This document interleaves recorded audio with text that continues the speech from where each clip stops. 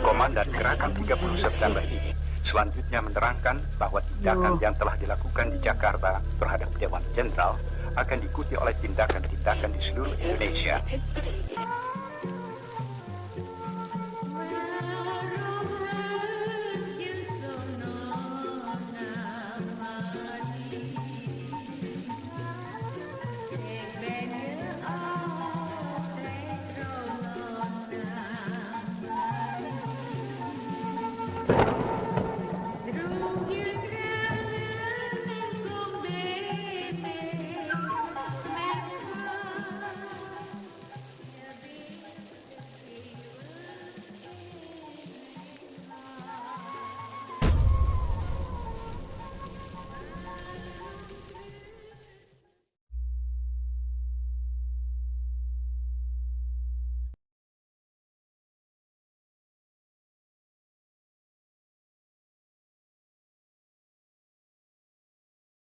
Assalamualaikum warahmatullahi wabarakatuh.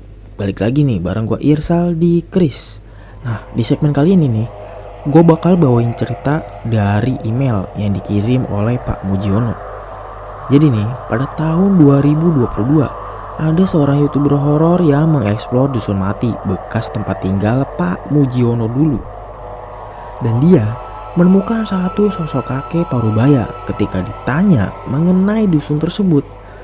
Seketika si kakek itu berubah menjadi satu sosok yang menyeramkan, dengan kulit yang mengelupas sekujur tubuhnya dan mengejar pemuda tersebut. Sosok Mbah Minto yang diyakini oleh warga desa sekitar masih menghuni kawasan dusun mati tersebut hingga saat ini. Bagaimana kelanjutan ceritanya? Tanpa basa-basi lagi, mari kita fokuskan. Bersembunyilah di balik selimut kalian dan pasang earphone kalian, karena cerita yang gue bawain kali ini bakal bikin bulu kuduk lu merinding. Oke, jadi yang gue mau ceritain ini adalah kejadian horor yang cukup mengerikan ya, karena tempatnya itu terjadi di dusun tempat tinggal Pak Mujiono dulu. Dan kejadian ini udah lama banget. Ya, Pak Mujiono juga udah lupa tahun berapa, ya mungkin sekitar tahun 70-an kali ya. Nah, dulu tuh Pak Mujiono ini masih berumur belasan tahun pada saat ia bersama keluarganya itu tinggal di dusunnya. Tapi di sini dusunnya Pak Mujiono gak mau disebutin karena ya you know lah. Mungkin biar lebih enak bawain ceritanya kita panggil sebutan Mujiono aja ya. Nah, dusun yang terpencil berada di lereng bukit. Suasananya juga masih asri. Udah gitu banyak banget sawah yang membentang luas. Mayoritas warganya juga udah pasti ya bekerja sebagai seorang petani. Nah, di satu dusun itu ada sekitar 30 rumah. Ya lumayan padat lah di tahun itu, walaupun secara topografinya itu di perbukitan. Pada waktu itu tuh semuanya serba sederhana. Listrik pun belum masuk ke daerah tersebut. Warga masih mengandalkan obor dan lampu teplok pada waktu itu. Rumah-rumah juga masih terbuat dari atap jerami dan anyaman bambu. Begitupun tempat pengobatan masih sangat tradisional. Ya biasanya kan mereka ngedatangin pengobatan seorang tabib atau dukun ya. Ya kita sebut saja dengan Mbah Minto. Nama sudah kita samarkan ya. Jadi Mbah Minto ini adalah seorang dukun pengobatan segala jenis penyakit, entah benar atau tidaknya. Tapi yang jelas pengobatan Mbah Minto ini cukup ampuh bagi warga sekitar. Bahkan nih, Mujiono ini juga pernah beberapa kali berobat di sana. Makanya Mbah Minto selalu diandalkan untuk penyakit medis maupun non medis pada waktu itu. Memang di tahun itu sudah ada pengobatan medis, tapi masih cukup jarang. Kalaupun ada ya harus ke kota di sana. Dan jaraknya sekitar puluhan kilometer dari dusun itu. Sebenarnya Mbah Minto sendiri adalah orang yang baik secara personal ya. Beliau juga gak pernah meminta bayaran ke setiap orang yang berobat kepadanya. Ya biasanya warga yang berobat di sana kalau nggak ngasih uang seikhlasnya, biasanya akan memberikan sedikit hasil bumi ke Mbah Minto. Mbah Minto ini juga bukan orang yang tipe tertutup ya. Dia juga suka bersosialisasi dengan warga sekitar. Jadi ya nggak ketara kalau dia itu adalah dukun pengobatan. Mbah Minto ini tinggal sendiri ya di rumahnya. Istrinya sendiri udah meninggal dan dia nggak mau punya anak. Usianya juga udah cukup sepuh. Ya mungkin sekitar 50 tahunan. Tapi belakangan ini warga itu mulai menaruh rasa curiga kepada Mbak Minto. Kenapa? Karena Mbak Minto ini sering kali dijumpai warga membawa masuk wanita muda ke rumahnya saat tengah malam hari. Pernah waktu itu ada seorang warga yang melihat kejadian itu, tapi dia nggak kenal sama wanita yang masuk ke rumah Mbak Minto. Mungkin wanita dari kampung sebelah. Dan akhirnya tuh pagi harinya warga tersebut pun menanyakan tuh ke Mbak Mintonya langsung, siapa wanita yang masuk ke rumahnya malam tadi. Mbak Minto pada saat itu tuh warga langsung nanya tuh, "Mbah, itu siapa yang masuk ke rumahnya Mbah tadi malam?" Terus Mbak Minto jawab kan, "Yang mana aku lupa." Warga pun pada saat itu bertanya kembali kan, "Itu yang semalam Mbah, masa lupa?" Dibalas lagi tuh sama Mbak Minto, "Oh itu cucuku, dia menginap karena takut pulang larut malam." Warga pun kembali bertanya, "Loh, si Mbak bukan nggak punya cucu?" Mbak Minto menjawab dengan santai, "Itu cucu keponakanku." "Oh ya udah," kata warga tersebut. Nah, beberapa hari setelahnya kejadian itu tuh kembali lagi keulang. Sampai-sampai warga tersebut langsung ngegerebek rumahnya sambil berkata, "Itu siapa lagi ya yang masuk ke rumahnya Mbak Minto? Waduh, nggak beres ini." Dan gak beberapa lama, salah seorang warga tersebut mendengar tuh suara wanita dari arah salah satu kamar Mbak Minto. Dan yang gak perlu dijelasin lagi, mungkin Sobat Mystic Hunter udah pada ngerti. "Astagfirullahaladzim," kata si warga tersebut sambil meninggalkan rumah Mbak Minto. Nah, keesokan harinya nih, warga tersebut bercerita ke warga yang lainnya. Katanya, dia mendengar suara wanita yang dibawa ke rumah Mbak Minto. "Benar Bapak Ibu, saya mendengar sendiri," kata warga tersebut meyakinkan. Tapi gak semua warga sependapat dengan warga itu. "Ah udahlah, mana mungkin Mbak Minto melakukan hal itu. Dia kan orang baik. Dia juga udah sering bantu kita kan." Akhirnya, karena mayoritas warga di sana itu respect terhadap Mbak Minto, mereka gak langsung ngejudge Mbak Minto. Tapi mereka menanyakan langsung kepada Mbak Mintonya dan mendatangi rumah Mbak Minto. "Mbah, nuhun sewu, itu sing teko bengi-bengi nang omahe, si Mbah putune bukan?" kata warga. Mbak Minto menjawab dengan santai, "Iyo, iku putuku." "Oh ya wis, tenan ae Mbah." "Ya tenan itu putuku," kata Mbak Minto. Sampai akhirnya kecurigaan warga memuncak. Kira-kira 3 hari berselang, ada satu orang wanita ditemani dengan 2 orang mendatangi rumah Mbak Minto. Nah, si wanita tersebut tuh berkata, dia mengaku hampir menjadi salah satu korban pencabulan oleh Mbak Minto. Nah, si wanita itu bercerita kan, awalnya dia mendatangi rumah Mbak Minto cuman pengen minta jimat pengasihan atau semacam susuk lah untuk memikat lelaki. Tapi dia menolak untuk mengikuti ritual terakhir, yaitu ya you know lah, mantap-mantap dengan Mbak Minto. Lalu melihat segala keanehan ritualnya, si wanita ini nekat melarikan diri.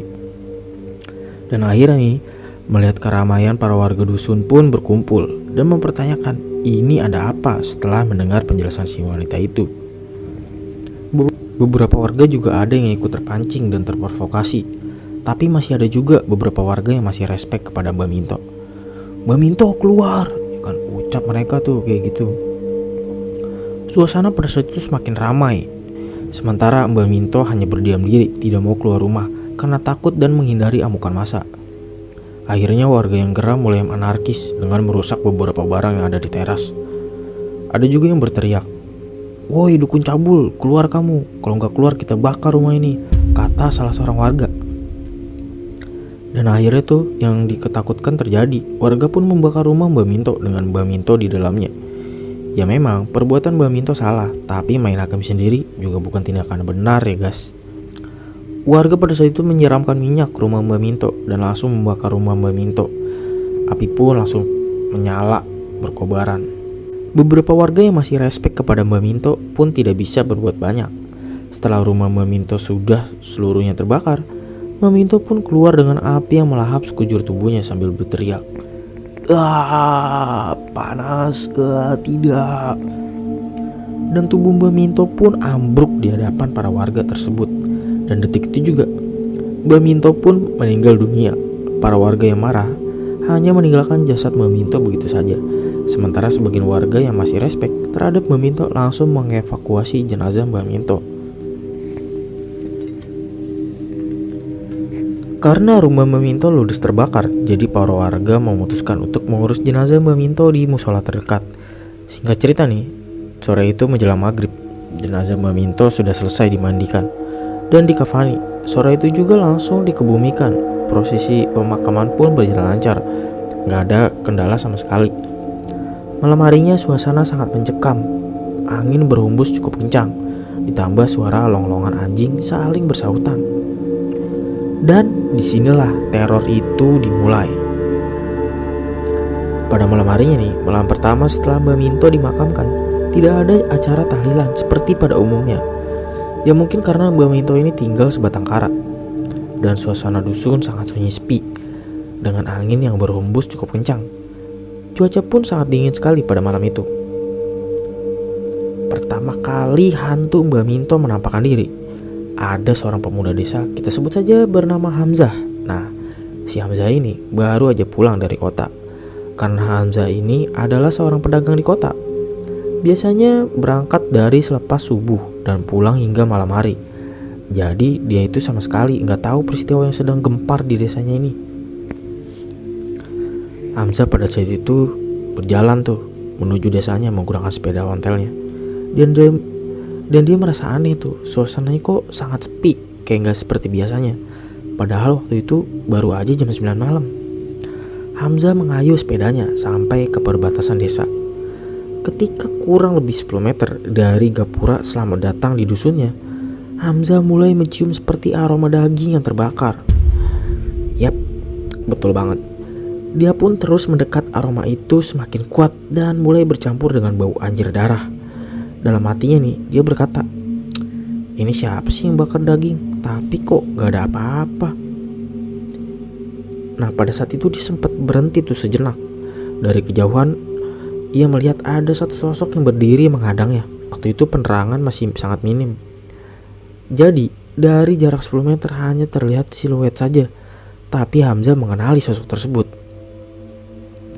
Loh, ini kan Mbak Minto, lagi apa malam-malam di sini? Hamzah yang tidak tahu tentang kejadian itu langsung mendekat ke sosok yang membelakanginya itu. Terdengar sosok tersebut mengerang kesakitan. Si Hamzah ini bertanya dong kepada sosok itu, loh kenapa mbah? Habis jatuh? Sosok tersebut hanya berdiam diri dan terus mengerang kesakitan. Hamzah bertanya kembali, mbah mau diantar pulang gak? Lalu sosok tersebut berbalik ke arah Hamzah dan Hamzah langsung terbelalak kaget. Dia melihat wajah Mbak Minto yang begitu hancur bekas luka bakar dan matanya ini hampir keluar guys dari tempatnya. Dan sosok tersebut tertawa dengan sangat keras. Hamzah langsung berlari sekencang-kencangnya meninggalkan sepeda ontel miliknya. Nah keesokan paginya berita tentang kemunculan arwah Mbak Minto geger di dusun itu. Dan ternyata bukan cuma Hamzah yang mendapati teror tersebut, tapi juga beberapa orang di dusun itu.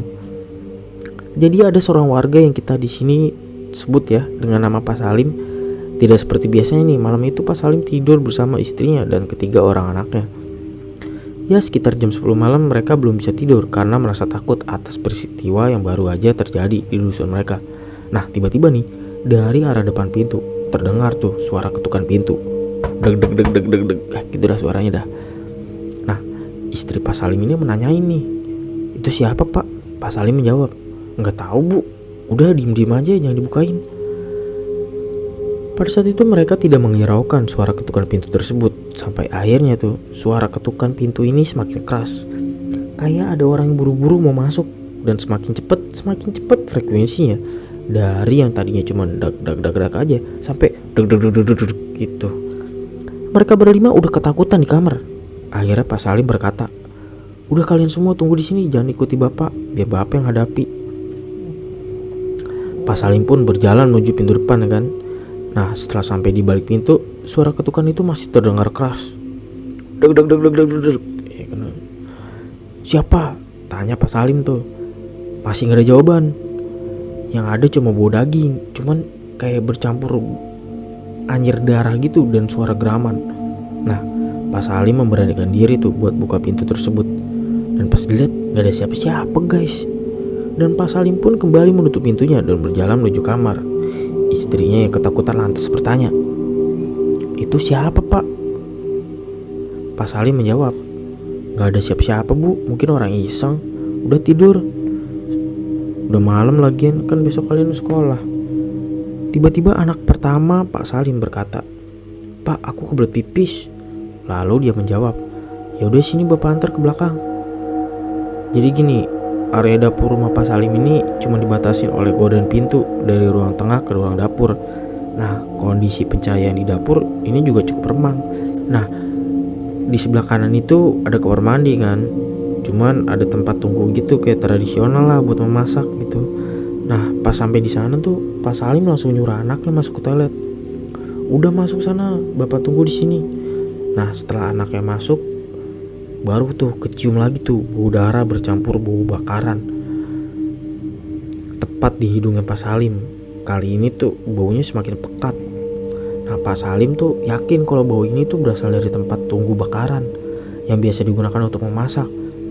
Pak Salim pun langsung nengok dong ke arah tungku tersebut, dan bener aja di situ ada satu sosok pria parubaya dengan wajah yang hancur. Bola matanya juga udah hampir keluar, menatap tajam ke arah Pak Salim sambil menggerang. "Astagfirullahaladzim," kata Pak Salim. Pak Salim pada saat itu tidak bisa berbuat apa-apa tuh, seperti terpaku untuk melihat penampakan tersebut. Akhirnya anaknya selesai buang air kecil dan Pak Salim yang udah mulai menguasai dirinya kembali langsung meraih anaknya. "Dek, jangan lihat ke kiri ya," kata Pak Salim tuh. "Ada apa pak?" tanya anaknya. "Udah jalan," jawab Pak Salim. Si anak tuh dengan rasa penasaran sangat tinggi melihat ke arah tungku, dan dia langsung berteriak, "Itu apa pak?" katanya. "Tadi kan bapak bilang jangan nengok ke sana. Udah ayo masuk kamar." Mereka pun lantas langsung masuk kamar tuh semuanya dengan penuh keringat dan ketakutan. Istri Pak Salim bertanya-tanya, "Ada apa pak di belakang?" "Gak ada apa-apa kan pak? Bapak jangan bohong, bapak lihat apa?" "Iya bu, bapak lihat Mbak Minto di sana bu, di belakang." "Aduh pak, gak beres ini pak. Kok dia gangguin kita pak?" kata istri Pak Salim. Pak Salim berkata, "Ya bapak juga gak tahu bu. Udah kalian serimutan aja, jangan takut, ada bapak di sini." Beberapa saat kemudian mulai terdengar langkah kaki dari arah belakang. Suara langkah kaki tersebut semakin dekat dan semakin dekat sampai akhirnya berhenti tepat di depan pintu kamar mereka. Sedangkan pintu kamar mereka hanya tertutup gorden tipis, jadi masih nampak siluet bayangan yang berdiri di sana. Mereka sangat-sangat ketakutan sampai ketiga anak Pak Salim ini hampir nangis. Pak Salim berkata tuh, "Mbah, pergi. Saya gak punya masalah sama mbah. Udah pergi ya." Sambil mengucapkan doa-doa yang ia bisa. Akhirnya terdengar suara tertawa yang sangat keras dan sosok tersebut pun menghilang. Sementara keluarga Pak Salim tidak bisa tidur sampai dengan subuh. Dan pagi harinya kembali ramai itu tersiar kabar banyaknya teror demi teror yang dialami oleh warga dusun tersebut. Hampir semuanya rumah didatangi dan diketuk oleh arwah Mbak Minto. Akhirnya karena banyaknya laporan tentang teror tersebut, perangkat desa segera menggelar rapat bersama tuh. Mereka sepakat untuk mendatangi beberapa orang pintar atau paranormal, tapi hasilnya tetap nihil. Teror arwah Mbak Minto masih aja menghantui warga dusun. Sampai akhirnya rapat kedua pun digelar. Kali ini melibatkan hampir seluruh warga dusun. Kepala dusun berkata, "Bapak-bapak, ibu-ibu, kita semua tahu ya tentang apa yang terjadi di dusun kita saat ini. Oleh karena itu, saya mengajak bapak-bapak ini dan ibu-ibu sekalian untuk sama-sama memaafkan dan mendoakan Mbak Minto agar diterima di sisinya dan diampuni segala dosanya." Nah, malam itu tahlilan untuk mendoakan Mbak Minto pun digelar tuh di balai desa. Perangkat desalah yang menyediakan segala keperluan konsumsi. Para warga pun antusias ramai berdatangan membacakan tahlil untuk Mbak Minto dengan harapan teror dari arwah tersebut dapat berhenti. Tapi lagi-lagi hasilnya nihil. Teror arwah Mbak Minto malah semakin menjadi-jadi. Karena para warga tidak tahu harus berbuat apa lagi, akhirnya satu persatu dari mereka pergi meninggalkan dusun tersebut. Ada yang mengungsi ke rumah sanak saudara, ada juga yang membeli rumah di desa-desa tetangga mereka. Termasuk Pak Mujiono sekeluarga juga ikut meninggalkan dusun tersebut. Dan seperti yang diceritakan di awal tadi, dusun tersebut menjadi dusun mati tak berpenghuni. Tapi di sana para warga memanfaatkan lahan dan tetap tetap melakukan aktivitas cocok tanam di pagi harinya. Sampai selepas asar, tidak ada yang berani menginjakkan kaki di dusun kosong tersebut. Karena mereka masih meyakini hantu arwah Mbah Minto masih bersemayam di sana. Ya, kurang lebih seperti itu cerita kiriman dari Pak Mujono.